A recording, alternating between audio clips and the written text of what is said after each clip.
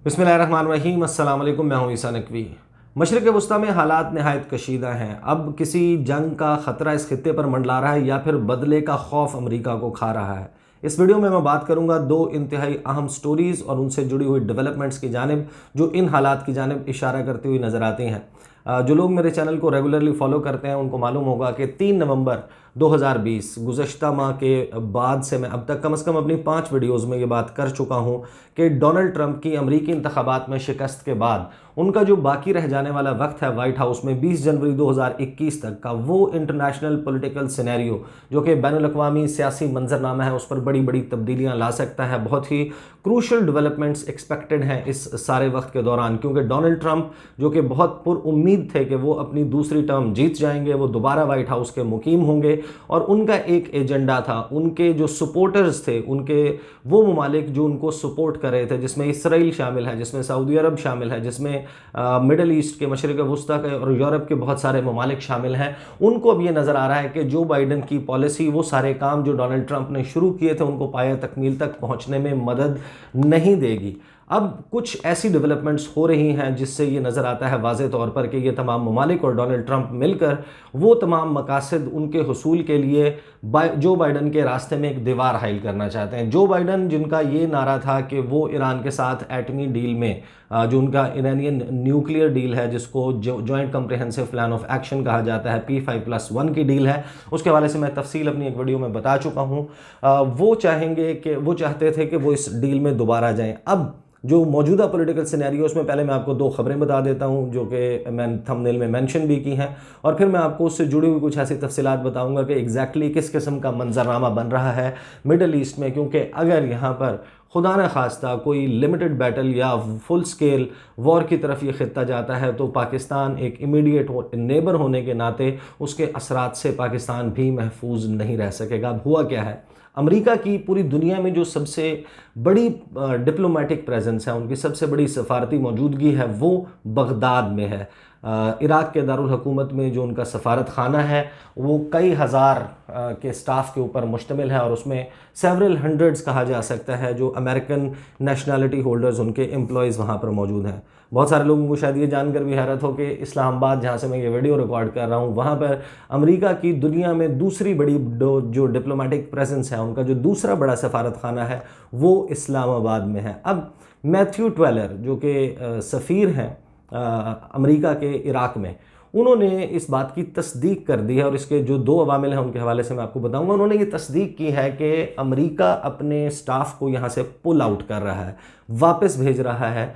बहुत सारे American nationals जो यहाँ पर मुख्तलिफ ड्यूटीज़ सर अंजाम दे रहे थे उनको अमेरिका वापस भिजवाया जा रहा है। अब सफारत खाना खाली करने का मतलब ये है, क्योंकि एग्जैक्टली जो मैथ्यू ट्वेलर हैं उनके मुताबिक उनके मिलिट्री एडवाइज़र्स और जो कोर स्टाफ है, जो स्केलेटन स्टाफ है, इंतहाई ज़रूरी अमला है, वो और सफ़ीर बज़ाते ख़ुद ये लोग हैं जो मौजूद रहेंगे इराक़ में और बाकी तमाम स्टाफ को वापस भिजवा दिया जाएगा। यही नहीं बल्कि अगर आप इस वक्त जाएं बगदाद में अमरीकी सफारत खाने की वेबसाइट पर तो आपको नज़र आता है ट्रैवल एडवाइजरी। अच्छा, ट्रैवल एडवाइजरी के जो लेवल्स हैं, 4 किस्म के लेवल्स हैं।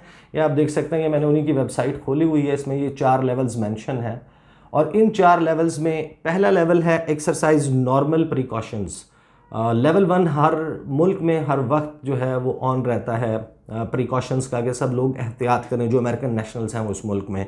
दूसरा जब लेवल जो अलर्ट लेवल 2 जो है उसको एक्टिवेट किया जाता है उनके सफारत खाने की तरफ से, तो उसका मतलब होता है कि इस एक्सरसाइज इंक्रीज्ड कॉशन के ज़्यादा एहतियात की ज़रूरत है अमेरिकन नेशनल्स को इस मुल्क में।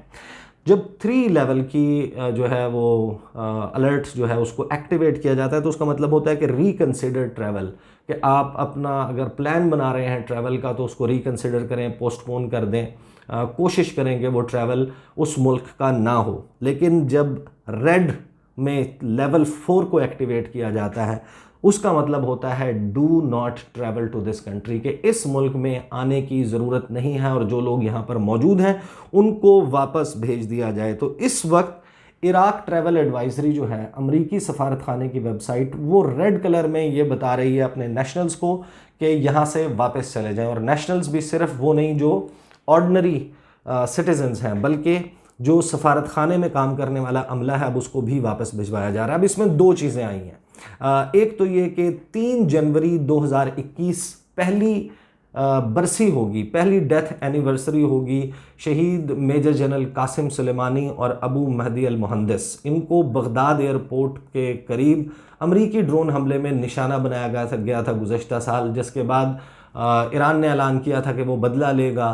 मस्जिद जमकरान के ऊपर सुर्ख परचम लहराया गया। उसके कुछ वक्त के बाद जो है वो अमेरिका की जो बेसेस हैं इराक़ में, उनको मिसाइल हमले में निशाना बनाया गया, जिसमें ज़्यादा नुकसान की इतला तो नहीं थी, लेकिन ईरान ने जिस प्रिसीजन से जो है वो हदफ को निशाना बनाया, वो बहुत जो है वो उसने रिपल्स क्रिएट किए थे अमेरिकन में, कि उनकी जो मिसाइल की प्रिसीजन है, जो टारगेट को हिट करने की सलाहियत है, वो बहुत बेहतर हो गई है। उसके बाद ईरान ने 2 मिसाइल्स नए इंट्रोड्यूस करवाए हैं। एक बैलिस्टिक मिसाइल है जिसका नाम शहीद कासिम सुलेमानी के नाम पर रखा गया है, और एक क्रूज़ मिसाइल है जिसका नाम शहीद अबू महदी अल मुहंदिस के नाम पर रखा गया। अब इस सारे सिनेरियो में होता क्या है कि ईरान के टॉप न्यूक्लियर साइंटिस्ट मोहसिन फ़खरीज़ादे को शहीद कर दिया जाता है तेहरान के मज़ाफ़ात में, जिसका बराह रास्त इल्ज़ाम ईरान लगाता है इसराइल के ऊपर और अमेरिका के ऊपर। इसराइल इसकी तस्दीक नहीं करता, लेकिन अमेरिकन ऑफिशल्स बाकायदा अपने रिपोर्टर्स से गुफ्तगू करते हुए इस बात की तस्दीक करते हैं कि इसराइल इस असैसिनेशन के पीछे है, लेकिन वो इस बात की तस्दीक नहीं करते कि अमेरिका भी इस ऑपरेशन में, इस मिशन में शामिल था या नहीं। और साथ ही वो ये भी जो है वो नहीं बताते कि अमेरिका को इसराइल ने इस बारे में एतमाद में लिया था या नहीं। अब इस सारे सिनेरियो में अमरीकी सफारत खाना ये एक्सपेक्ट कर रहा है कि ईरान रिटेलिएट कर सकता है। ईरान रिटेलिएट कर सकता है, या फिर इराकी मलेशिया जो है वो रिटेलिएट कर सकती है, या फिर हिजबुल्लाह जो है वो किसी तरीके से कोई कार्रवाई जो है वो कर सकती है। उसमें अब जो रिपोर्ट्स मौजूद हैं, वो रिपोर्ट्स ये सजेस्ट करती हैं कि हैविली एनक्रिप्टेड कम्युनिकेशन उसको इंटरसेप्ट किया गया है। वो क्योंकि एनक्रिप्टेड थी, उसकी एग्जैक्टली क्या डिटेल्स हैं वो मालूम नहीं हो सकी, लेकिन ये ज़रूर मालूम है कि जो ईरानियन रेवोल्यूशनरी गार्ड्स हैं, जो पासदारान इनकलाब हैं, जो कुद्स ब्रिगेड है, उसके राबतों में बहुत ज़्यादा तेज़ी आई है इराकी मलेशिया के साथ और हिजबुल्लाह के साथ ही हसन नसरुल्लाह जो कि जनरल सेक्रेटरी हैं हिजबुल्लाह के, बहुत ही पॉपुलर, बहुत ही ऐसी जमात है जिसके हवाले से बहुत सारे कंसर्न्स इसराइल को और अमेरिकन को हैं। उनके जो सेक्रेटरी जनरल हैं हसन नसरुल्लाह, वो मंजर आम से गायब हैं। 27 तारीख को ये असैसिनेशन हुई थी, उसके बाद से उनका मालूम नहीं पड़ रहा कि वो किधर हैं। इसराइली मीडिया की जो रिपोर्ट्स हैं, जिनकी अभी कंफर्मेशन नहीं है, उसके मुताबिक और इराकी कुछ मीडिया के मुताबिक हसन नसरुल्लाह जो हैं वो इस वक्त ईरान में मौजूद हैं, लेकिन इसकी कोई तस्दीक नहीं की जा रही। और इस सारे सिनेरियो में अमेरिका को और इजराइल को लग रहा है कि ईरान रिटेलिएट कर सकता है, लेकिन इसके जो on the flip side of the coin अगर आप देखें, ईरान को ये सूट नहीं करता कि इस वक्त वो रिटेलिएट करे जब तक डोनाल्ड ट्रंप पावर में मौजूद हैं, क्योंकि उनको मालूम है कि डोनाल्ड ट्रंप ऐसी कोई हरकत कर सकते हैं। वो ऑलरेडी, मैं इस बारे में रिपोर्ट कर चुका हूं कि वो ईरान के ऊपर हमले के हवाले से कंसिडर कर चुके हैं। उन्होंने ओपिनियन मांगा था अपनी टीम से व्हाइट हाउस में कि ईरान के ऊपर हमला किया जाना चाहिए, उसके लिए हमारे पास क्या ऑप्शंस हैं। फिर उसके बाद ये न्यूक्लियर साइंटिस्ट की जो है वो असैसिनेशन हो जाती है। अब जो दूसरी खबर यह है कि ईरान के बहुत सारे जो लॉ मेकर्स हैं वो ये समझते हैं कि जो ईरान ने एक्सेस दिया हुआ है इंटरनेशनल एटॉमिक एनर्जी एजेंसी के इंस्पेक्टर्स को, यूएन इंस्पेक्टर्स को, जो आके जायज़ा लेते हैं ईरान की जो यूरेनियम की अफसूदगी के हवाले से जो प्रोग्राम है, जो उनका एटॉमिक प्रोग्राम है, उसके जायज़ा लेने के लिए वहाँ मौजूद होते हैं। तो ईरानियन लॉ मेकर्स ये समझते हैं कि हो ना हो मोहसिन फ़खरीज़ादे की जो असैसिनेशन है उसमें असिस्टेंस, इंफॉर्मेशन इसराइल को और अमेरिका को प्रोवाइड करने वाले इन इंस्पेक्टर्स में से लोग मौजूद हैं। यही वो लोग हैं जो आते हैं, इन सेंसिटिव साइट्स का विजिट करते हैं, और इनके पास बहुत सारी ऐसी इंफॉर्मेशन होती है, राबते होते हैं ईरानियन ऑफिशियल्स के साथ।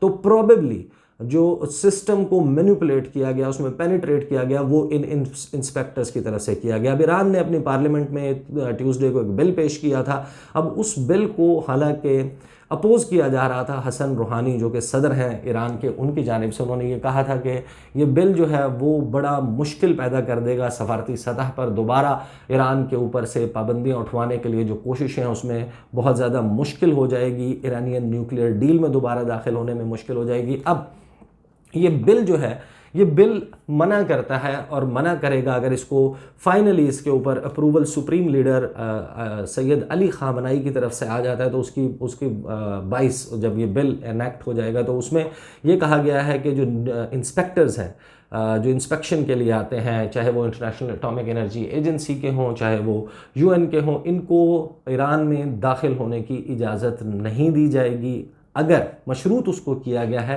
सैंक्शंस लिफ्ट करने से। ईरान ने कहा है कि हमारे ऊपर जो बैंकिंग चैनल्स और ऑयल के हवाले से सैंक्शंस, पाबंदियां लगाई गई हैं अमेरिका की जानिब से, अगर वो लिफ्ट नहीं की जाती तो फिर अब यूरेनियम की इनरिचमेंट उस लेवल के ऊपर ले जाई जाएगी जो कि अलार्मिंग लेवल है। अभी इस वक्त जो ईरानियन न्यूक्लियर डील जिससे पुल आउट कर लिया था डोनाल्ड ट्रंप ने 2018 में, उसके मुताबिक ईरान को 3.67 प्योरीफिकेशन करने की इजाज़त है। यूरेनियम को इससे ज़्यादा प्योरीफाई नहीं कर सकता। ईरान ऑलरेडी 4.6 के करीब जो है इसकी प्योरीफिकेशन कर रहा है। ईरान को अलाउड है 202 किलोग्राम से ज़्यादा यूरेनियम जो है वो इनरिच नहीं कर सकता, लेकिन ईरान इस वक्त 2400 यानी कि अपने मुआहदे से 12 गुना ज़्यादा यूरेनियम जो है वो इनरिच कर रहा है। अब जो वेपन ग्रेड्स यूरेनियम है उसके लिए आपको 90% की प्योरीफिकेशन चाहिए यूरेनियम की। इस बिल में ये कहा गया है कि 20% तक जो है इसको ले जाया जाए, जिसके मुताबिक जो मैस इकट्ठा होता है यूरेनियम का और प्लूटोनियम का ईरान के पास, वो कम से कम 2 एटम बम या 2 न्यूक्लियर बॉम्ब्स बनाने के लिए काफ़ी है। ईरान के पास ऑलरेडी ऐसे मिसाइल्स मौजूद हैं, ऐसे कैरियर्स मौजूद हैं जो कैरी कर सकते हैं न्यूक्लियर वॉरहेड्स को। तो अब बाकायदा ख़तरे की घंटी बज गई है उन तमाम ममालिक के लिए जिनके मिसाइलों की जद में, जो ईरान के मिसाइलों की जद में, उनमें इसराइल भी शामिल है, उसमें बहुत सारे ममालिक शामिल हैं। अब इस पॉइंट के ऊपर लाने का मकसद जो नज़र आता है, 2 चीज़ें हैं। एक ये कि जो फियर ऑफ वॉर है या फियर ऑफ अनलिमिटेड बैटल या किसी लड़ाई या किसी रिटेलिएशन का है, वो वाज़े तौर पर नज़र आता है जिस वक्त अमेरिका जो है वो अपने स्टाफ को इराक से पुल आउट करता हुआ नज़र आ रहा है। दूसरी जानिब यहाँ पर इस पूरे खित्ते में जो पहले इससे डेवलपमेंट्स हुई हैं उसमें वाज़े नज़र आ रहा है कि माइक पॉम्पियो को अमरीकी सदर जो हैं वो हालांकि इलेक्शन हार चुके हैं,